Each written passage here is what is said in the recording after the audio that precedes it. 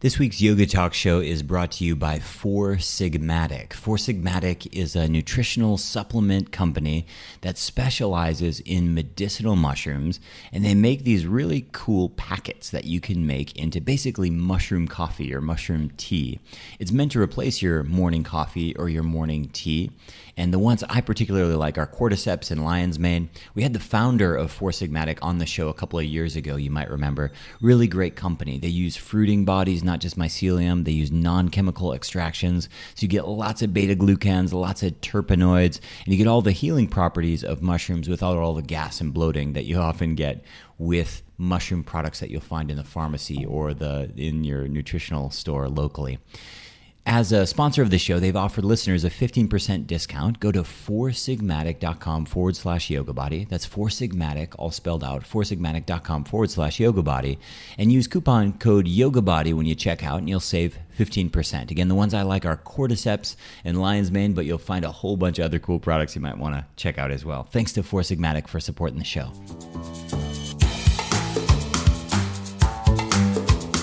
I've been a personal growth and development junkie for many, many years. I read all the books, I watch all the YouTube videos, I love journaling, and I love vision boards and all of these kinds of activities. I think they're really valuable. One of the things I've been forever frustrated with, and I'm only now beginning to understand, is the things that keep you blocked from moving forward are often the things in your past. It's the ugly crap that you don't want to unpack. It's the past traumas, it's the things you did, it's the things that happened to you that leave you feeling powerless, that leave you feeling weak, that leave you feeling shame and guilt. That's what keeps you from following through with your diet or with your exercise or with your business goals or with being a good father or whatever it is. That's certainly been the case for me. And so while most of the personal growth and development movement tends to focus on positivity, I think there's a real value in rolling around in the crap, at least for a little while, so that you can take one step back to take two steps forward. On this week's show, we'll talk about creating a breakthrough, engineering a breakthrough, usually in one of three categories: health, wealth, relationships.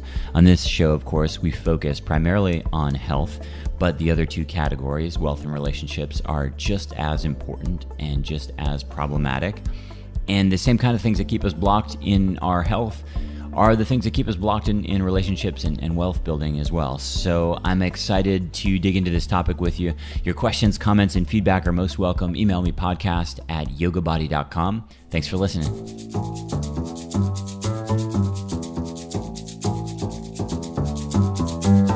So hello and welcome everyone. Welcome to the Lucas Rockwood Show. Thanks for joining us. Today's show is called How to Create a Breakthrough, and I'm joined here with Nick Jankel. Nick is an author, he's a philosopher, a professional speaker. He works a lot with organizations, with leaders, and just everyday people who are looking to transform themselves.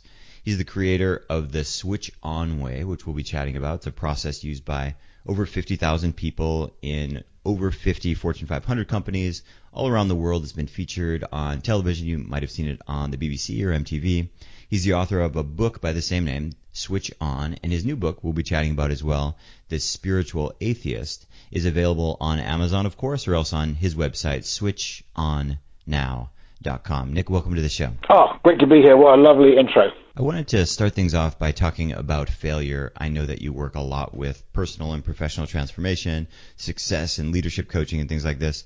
And you can't really talk about success without talking about failure. And we live in an era, at least on social media, where you see people celebrating, especially Silicon Valley types, celebrating failure as if it's a badge of honor to have a company go bust and something like that.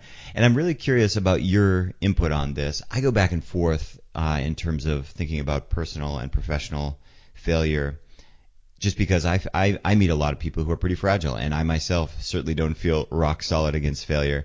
So I definitely try to minimize that, but I'm curious, kind of a funny place to start, but maybe we can start with that negative experience, which is inevitable, of course. But how do you look at failure when you're working with a professional client, a corporate group, or just an individual who's looking to get to a certain end goal, a certain success point? Well, that's a deep question that we can answer in different levels.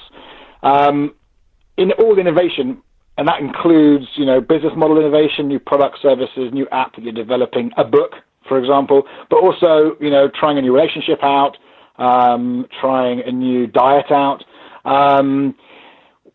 failure is going to be an inevitable part of anything new, and because we just don't know how to do it first time right, as if there is a right.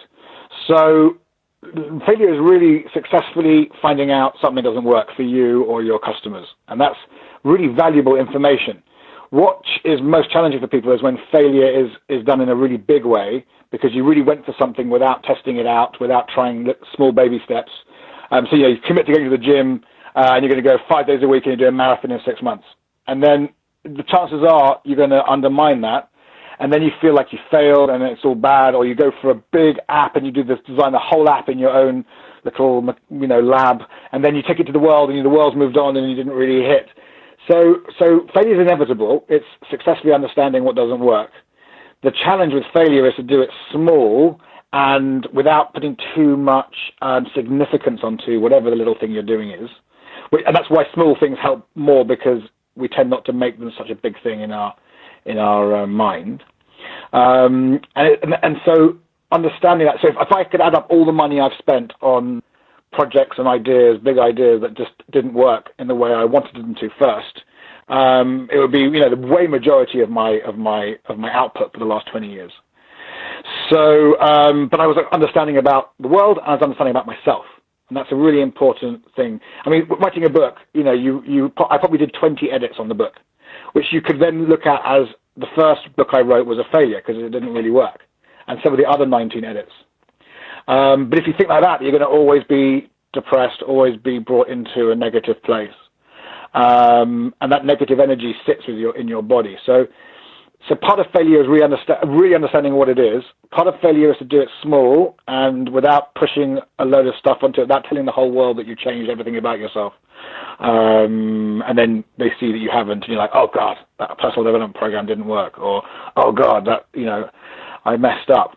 But then there's a deeper understanding about failure, which is how it lands in your body, or your mind-body, or your body-mind, as I call it in my work. And understanding where it takes you and what traumatic experiences you had in the past.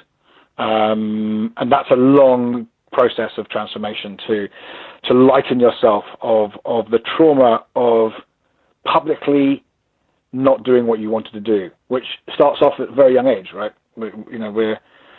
We're at school and then we pee our pants, and that's like the beginning of our realization that other people can mock us and laugh at us when we don't do things that they think we should do or we think we should do. I love this idea of failing small. I think that really just struck me. People talk a lot about failure, but you're exactly right. In my world with health and wellness and diet and exercise routines, you're exactly right. This is what people do. They plan that they're going to be the next CrossFit Games competitor, and they sign up to a CrossFit box. And literally after their third workout, their knees are blown. And so what would have been a lot better is saying, I'm going to try CrossFit, or I'm going to try hot yoga, or I'm going to try this new paleo thing for 3 days and see how it goes. Exactly. And if it falls flat, well, you not only can you pick up the pieces, you can actually totally forget that experience, and it doesn't knock you down. Absolutely. But, I see people, starting restaurants with no business or restaurant business experience. People, diving headfirst in relationships. I mean, you could really unpack it, but a lot of people have this kind of go big, fail big idea, and you're exactly right. There's a really great insight. Is the little failures really easy to recover from, but when you go all in, without knowing exactly what you're doing, if something's 180 degrees from what you're doing now, it's a just probably too big of a risk for a lot of people, and you're setting yourself up not just for a failure, but for a total rock bottom. Exactly, and so in what you just said, there's something important that I help my people, whoever I'm working with, understand is the key is to hold two things at the same time. One is a go big or go home mentality. I've got one life. Let's write this amazing book. Let's develop this crazy virtual reality software, which is actually something I'm looking at. Let's go for the stars. Which is all part of the memes out there that we're encouraged to believe in. But go really small in the steps. Know there's going to be lots of steps, and probably many years till you crack it. It's something kids really need to be taught, that you don't get to be a star overnight. Occasionally happens, but most people take 10, 15 years to become a overnight success, as they call it in Hollywood. And then to be really gentle with ourselves on those little steps.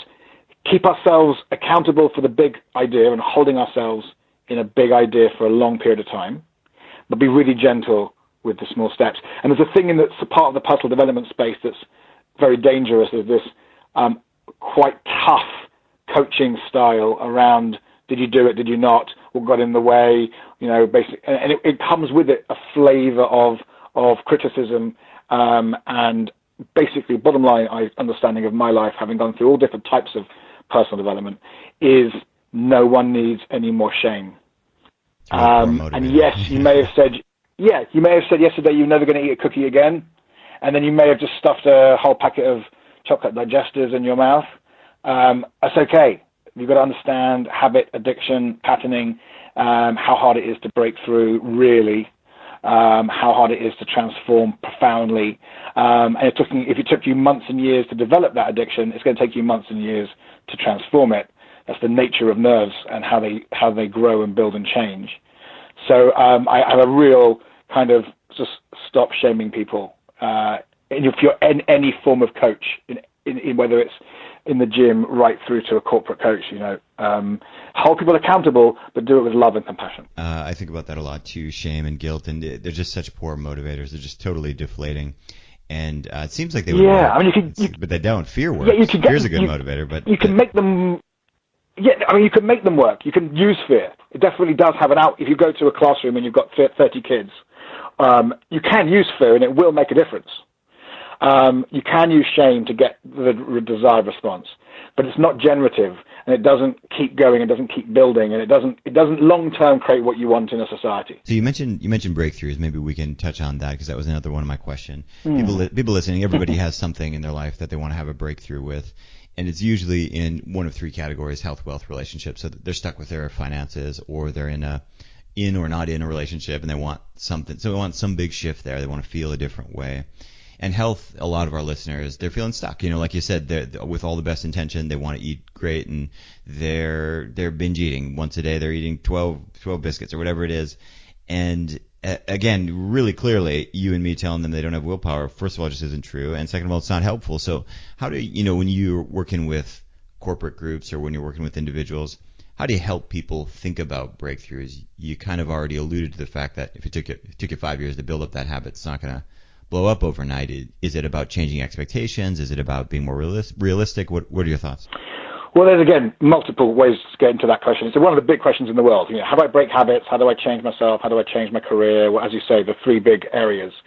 And I think there's a definite piece that we talked about, which is once you've had the breakthrough itself, the realization, the epiphany, the insight about what you want and who you are and who you want to be, then there are a bunch of hacks for rewiring your habits.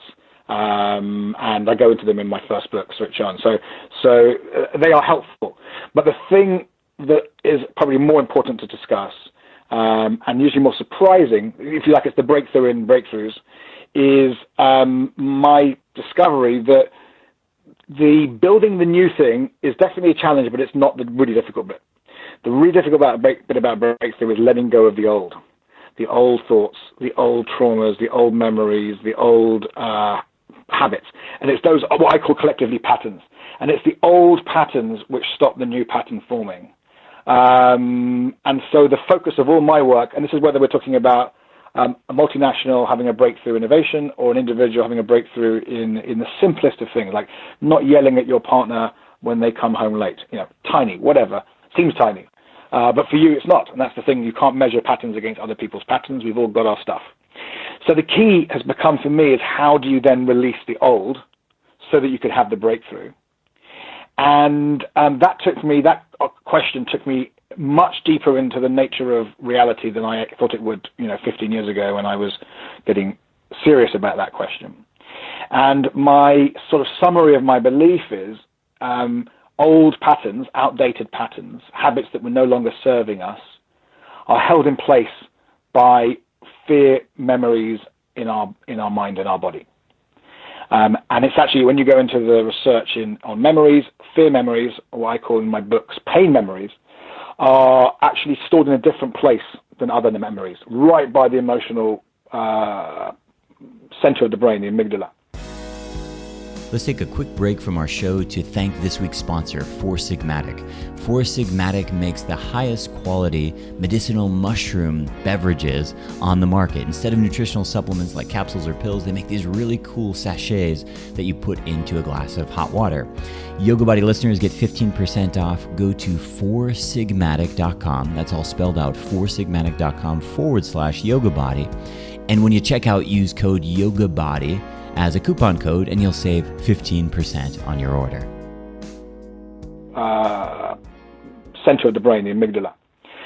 So what happens is we're in everyday life and something reminds us of a fear or a pain that we had a long time ago, which you could call trauma, and we enact the pattern.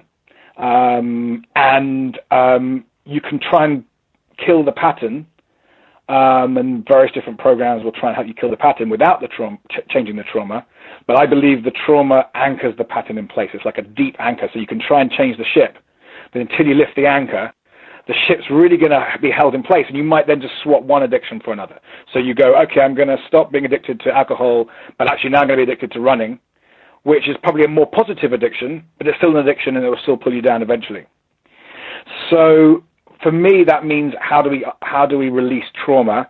And that's where I got into the more spiritual side of things, because I believe ultimately, whether you call it love or not, you can call it connection, love, belonging, community, family, self-love, compassion. There's 20 different metaphors for this thing, but it's a feeling that of everything's okay, a lack of shame. And that feeling of connection in the moment, love in the moment, is what relieves the trauma. The trauma can actually be experienced, and the memories can be brought up rather than repressed. They can be released, and then you can start building this wonderful new habit. And that is obviously a deeper process than most people want to go on when they first say, hey, I want to change my X habit. And I'm like, okay, great. Are you ready to have a profound experience of self-love? And they're like, what? So I just wanted to change a habit. So that's kind of what I discovered. It's interesting, yeah. The self-love thing, I get a little lost in the ambiguity of love, but like self-acceptance is something I've been thinking about a lot. Just kind of accepting reality, which is similar, accepting and loving yourself and your history and your past, warts and all, which is a really hard thing to do. And I think that's a really great insight. You know, it's always fun to pick up a new diet or a new financial plan or a new investment strategy, but it's really ugly to go back in the past and undo stuff. But that's probably where you have the most leverage, because we all start and stop millions of projects in our life, but the stuff that we already did, that's really telling the story of who we are. And if we can make peace with that, and it just gives you a really strong place to go forward. Now, you mentioned spirituality. I know your new book is called The Spiritual Atheist. Why don't you tell people what that book is about, and how you went from doing leadership stuff to making. I mean, I understand it's not a big right turn, but it sounds kind of like a right turn talking about spirituality. Well, yeah, this book is actually a big risk for me in my work, because I'm sort of coming out fully and saying that my work, including my work with multinationals, which is the majority of my income, is guided by something other than, I don't know what other people think it's guided by in the sort of mainstream world, but there's something spiritual about my work. So the book is really a philosophical memoir, I call it. It's quite short, it's accessible, but it tells the story of me coming out at 15 as a full atheist, like militant, anti-religious person. How that worked for me, studying science at Cambridge, getting into the tech space in London, growing a big company, making lots of money, having everything I wanted. And then it sort of all came to a halt when I realized the thing I didn't have was what you would have been calling self-acceptance, and that deep love of myself. And that was keeping on bringing me into a condition called fibromyalgia, chronic pain syndrome, chronic depression, anxiety, difficult relationships, difficult workplace relationships in my own company. Just wasn't easy and nice, and so that all brought me to a sort of head when I was around 30, and I went on a deep dive, and I realized something which the book is centered on, which is there's a different form of atheism available to us than the one that we believe is the only one. So the sort of classic atheism of 21st century is what people call new atheism, which is basically anything that you can't prove with science is wrong. Anything that you can't measure doesn't exist. And of course, we can't measure consciousness, and we can't measure love, and we can't measure compassion, and we can't measure a whole bunch of things. So I studied philosophy of science, so I went back into the philosophy books and the history of science, and I realized that actually when we invented science, we didn't say, the scientists at the time, Galileo the first, didn't say that consciousness wasn't important and that our inner experience isn't important. He just said you can't measure it, so we can't involve it in science. And in that moment, something powerful happened, which is we not just said, well, there's two different things. There's science stuff and there's also this inner reality. Slowly over the last 500 years, we've actually choked off the study of the inner reality, which you can do in meditation or you can do in 5 rhythms, dancing, or a million other different things. And we just said, you know what, consciousness doesn't exist. And so we have this position where we have learned, where we've been told we can only value what we can measure. And my book says, well, that's ridiculous. Let's value what we can feel and think as well as what we can measure, but let's not kill off science either as well and start getting into a new form of religion. And so I'm kind of an anti-New Age person. I don't do New Age spirituality. I thought that was all there was. So for 20 years I was like, no, don't want any of that, so I'm not into it at all. And so I discovered that actually New Age is a separate thing. It's a cultural lifestyle. What's important is the understanding of what real spirituality can mean, which for me is understanding who we are inside, as well as then understanding who we are in cells and the stuff I learned at medical school. And then you can bring both together and you can make choices in your life based upon both what you can measure, you know, what fMRI scans say about your brain, what immunizations say about health and well-being, etc., etc. But you can also balance that with what your inner senses, your intuition, your insights about yourself, what happens in meditation, what happens in mindfulness, etc. And that's what the book seeks to do, is create a new form of atheism, which I call spiritual atheism, which allows us to believe that we think and feel, and that's important, whilst not going into any dogma or scripture or priests or gurus or any other things that start to overwhelm us with ideology. It's interesting. I had a pretty similar experience around a similar age, 15, 16. I started really grappling with these ideas of religion. You know, I grew up in a religious family and things like this, and same kind of thing. You know, I kind of embraced atheism and then agnostic for a while, and then, you know, for a really long time now, it's just not something that I grapple with. And people often try to get me into these conversations, and I don't have anything to add. Like, I'm just so focused on much smaller issues, you know, like I don't know, how are my kids doing in school, like how's the company doing, you know, these kinds of things. Like I just don't think that big anymore. And I think I had this arrogance of youth where I was able to really sort of think about the cosmos and things like that. I just don't have it. Like, I just don't go there. And I'm not blocking it all, but I guess the reason I'm bringing that up is because I'm curious, how is this helpful for people in the context of breakthroughs, transformation, change, leadership, moving forward? How is this concept of spiritual atheism or any other belief system, how's that giving them something to lean on that actually has in a real life application there in what they're doing? Well, my belief, it's a great question, and my belief, I wouldn't say belief, my experience is, and I work with people as parents, I work with them in relationship work, I do, and lots of corporate stuff, leadership stuff. My experience is, until we have a mastery of our inner world, how we think, feel, and act, who we really are, what our role in life is, which you could call purpose, we can't master the outside world. So we will keep being reactive, we will keep letting the world influence us, or we will find, like I did, that we built an entire business that's not based upon who we really are and what we really want to contribute. Or we will find we're parenting our kids from either just, what the NHS says, or, the health system says, or some old beliefs from our parents, et cetera, et cetera. So I do believe it is actually very important to really understand our inner consciousness and to understand how to master it. And you don't have to call that spiritual or not. It doesn't really bother me what word we call it. It can be used, any word can be used. Mindfulness, whatever. But until we really take that on, in fact, outside of beliefs. I'm not interested in ideology. I'm interested in experience and embodiment. And what does it feel like to be you on this morning or this afternoon? What does it feel like when something, as you said, failure happens? What does it feel like when you have a fight with your kids? And until you can get really curious about why you feel that way, and then how to change how you feel if you want to, I believe life is an enormous struggle. Suffering will be inevitable, and that's a great pity for me to know that that's a changeable thing. And I know any one individual track of life can get us hooked in for a while, but the old demons of pain and trauma will always come back at some point. And you might be 60, you might be 80, you might be 40, you might be 30. If you are not at peace with yourself on the inside, it will come back in some shape or form. I think it's inevitable.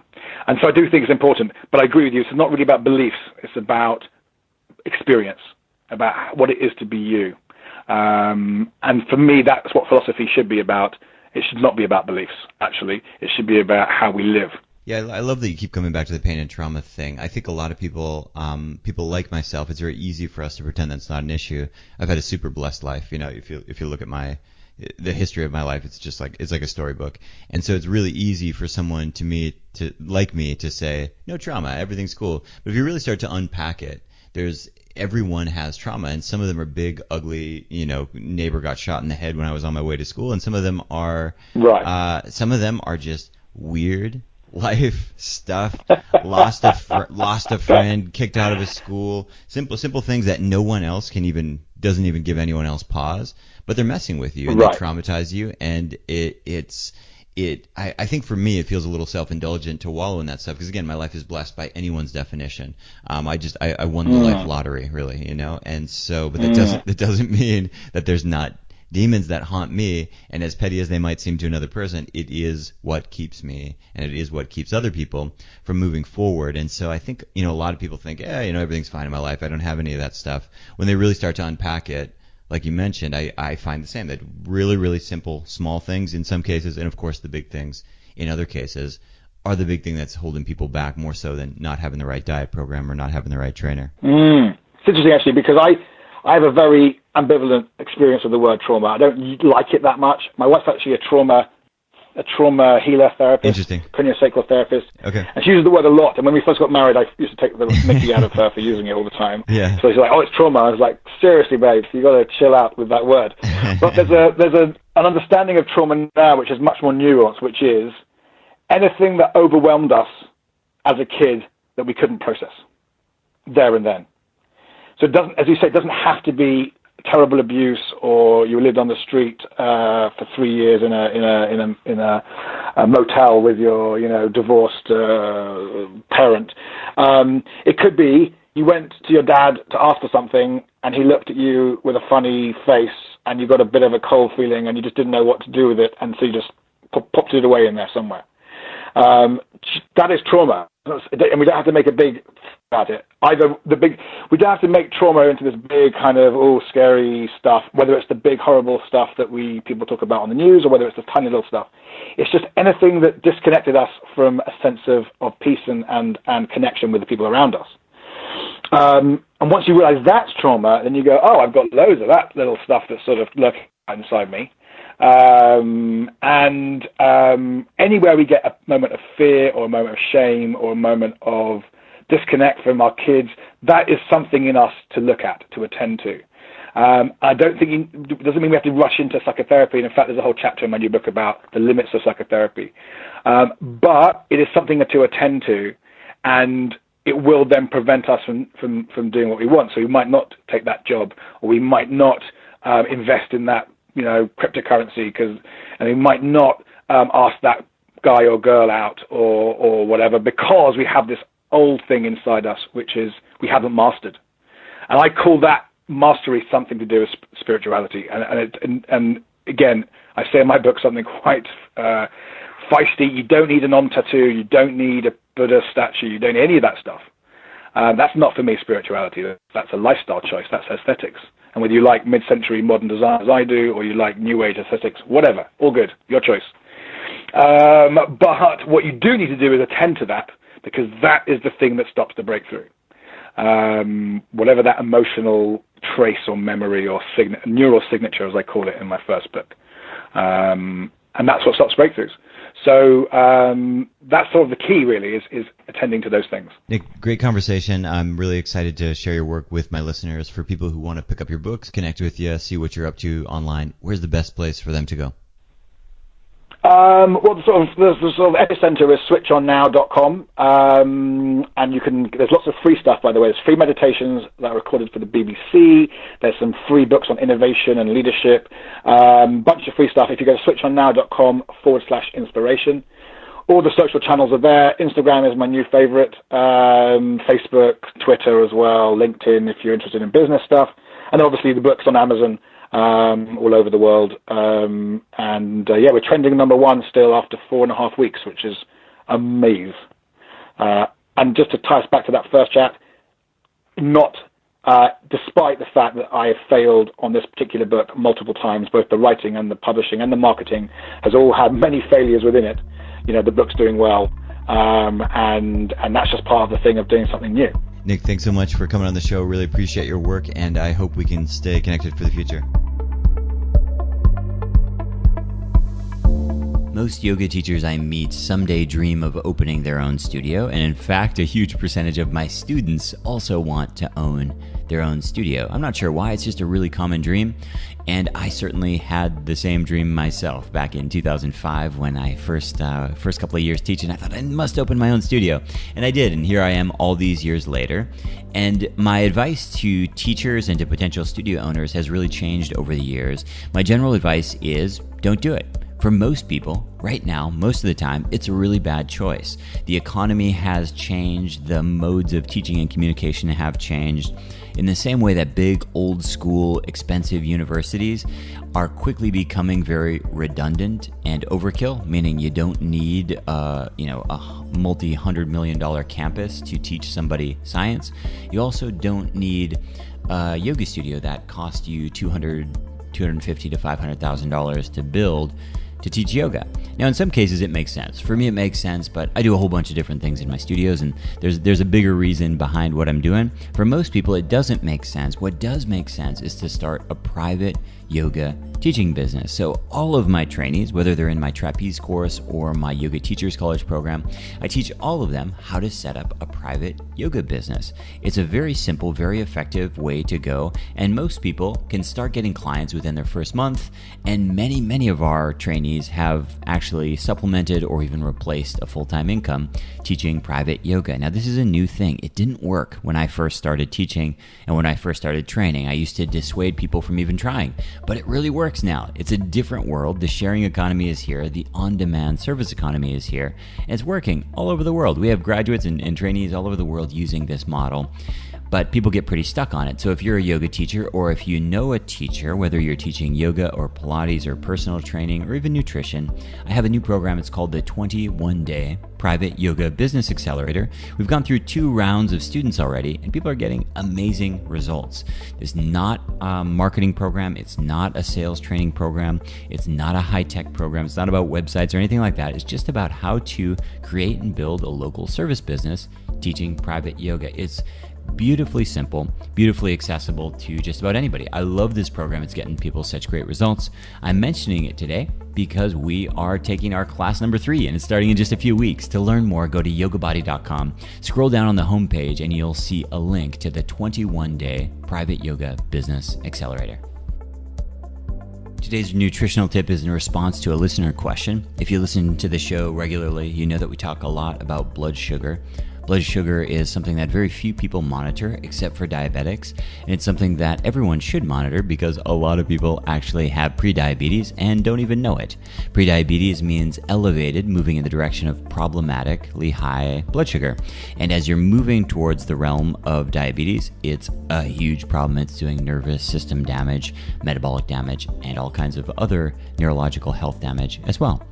So in terms of what I want to talk about today, we had a question specifically, is it better to go to bed hungry or eat a little something to go to bed? There's no one answer to this, but let me just put things in perspective.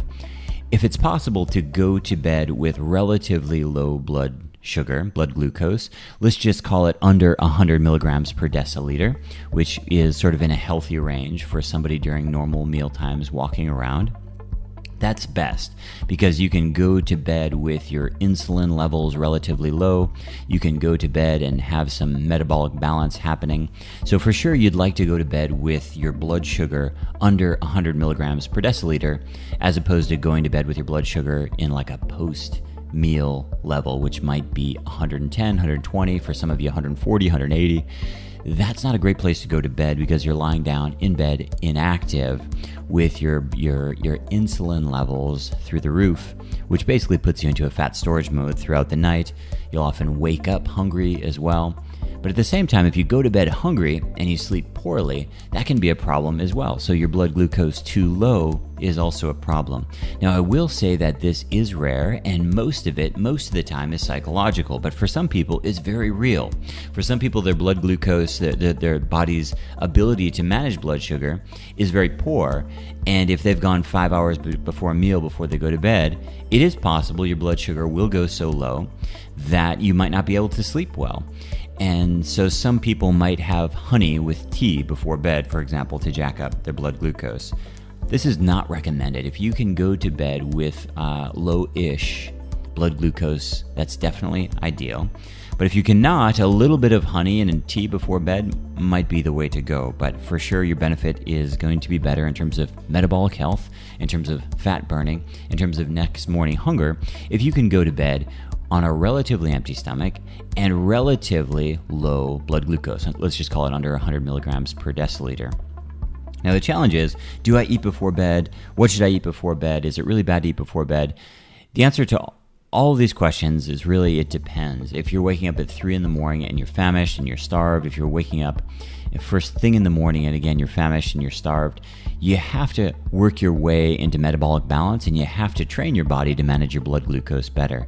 The one thing I will say is it's very trainable. I was talking to a couple of friends who were experimenting with intermittent fasting. We call it 8 plus 16 meal timing, or 14 and 10, or 12 and 12, which is basically where you take at least a 12, maybe a 14, maybe a 16-hour break between your last meal and your first meal.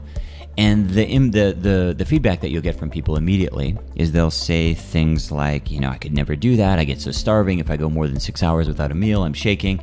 And those are totally honest and real feedback, and it's what's happening. What I can tell you from personal experience and anecdotal experience working with lots of clients is that passes and your body learns to manage its blood glucose much better, especially if you start leaning into higher protein, specifically higher fat foods.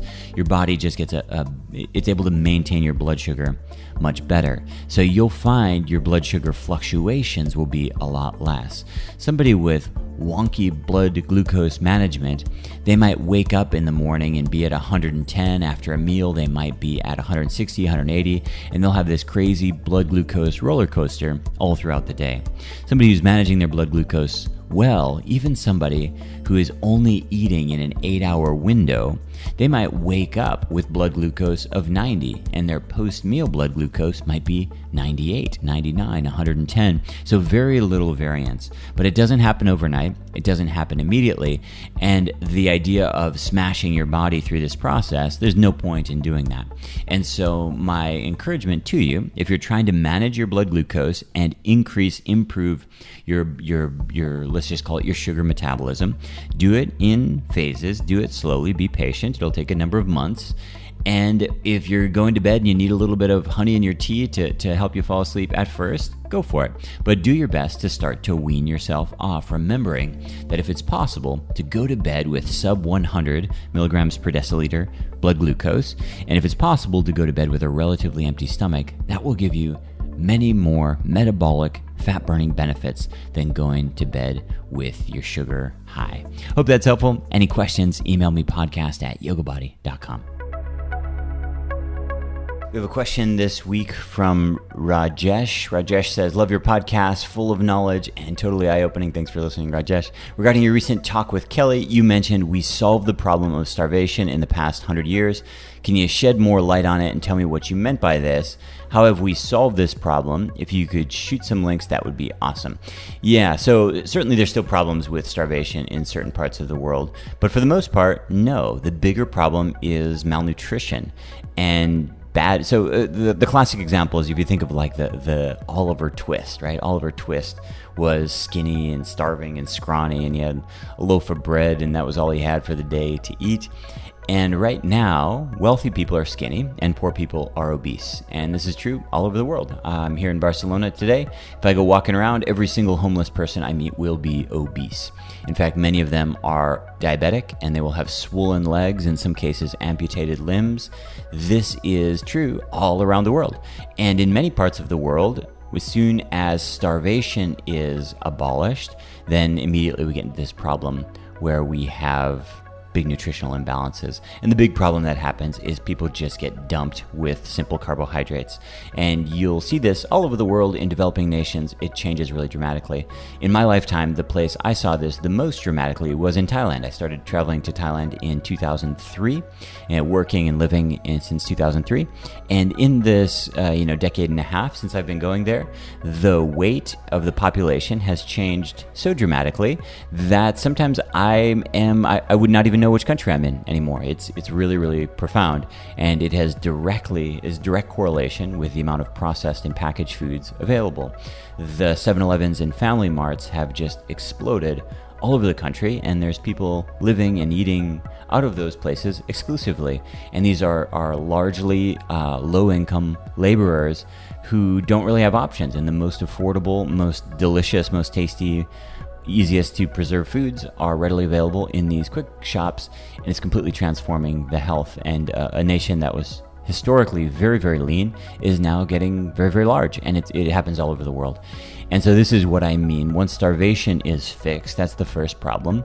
Once we airlift in bags of rice and throw out of the helicopter big bags of rice and wheat and things like that, once you fix that problem, you need to figure out what's going to happen when people don't have enough vitamin A and they're going blind. You need to figure out when you have 2 billion people who don't have enough iron in their diets, what are we going to do? You need to figure out what happens when the most developed countries in the world, people are still lacking in omega-3s and vitamin D3. And that's really the next challenge, which is, unfortunately, it's a challenge that needs money. And if you look at the economic spending of countries, what they do is as they get wealthier and wealthier, people spend less and less money on food. So in the US, for example, something like 13% of people's income is spent on food. 100 years ago, it used to be 70%. So that means all of our money was really into feeding our body. These days, 13%, and that's something that's applauded, and that frees up income to buy things like, iPhones and late model cars and things like this. And the reality is your iPhone's fun and your late model car looks nice, but your body's way more important. So we need to have a big shift, a big value shift in terms of what wealth really looks like. And it probably looks like a good blood work. It probably looks like balanced endocrine system. It probably looks like micronutrients in abundance, and right now we don't really have that. In terms of looking at stats, Rajesh, I guess my biggest suggestion, if you check out World Health Organization, they'll show you, for example, global iron deficiency, global vitamin A and vitamin D deficiency. These are often in countries where there's also corresponding obesity rates. Something to think about. Hope that's helpful. This week's iTunes review is by Laura Rose 64 from Australia. Laura Rose 64 says, "Thanks, Lucas, for consistently producing new and interesting as well as varied content. I found this podcast 18 months ago and have been totally addicted ever since. I have learned a lot about health, wellness, yoga, breathing, and lots of other topics through listening. I'm sure my friends get sick of me saying, 'I heard on this podcast?' I would highly recommend." Laura Rose 64, you have won the Yoga Trapeze. Email us at podcast@yogabody.com and we'll ship it to you. If you're a regular Yoga Talk Show listener, you'll definitely want to get on my email list. Go to yogabody.com/sign me up. When you enter your email address there, we always have free giveaways every month, yoga straps, water bottles, discounts in our shop, and all kinds of other things. When you sign up at yogabuddy.com/sign me up, I'll send you just one email a week with updates about the show, special offers, new courses, and valuable information that I think you'll find useful. So go to yogabuddy.com/sign me up to claim your free prize now.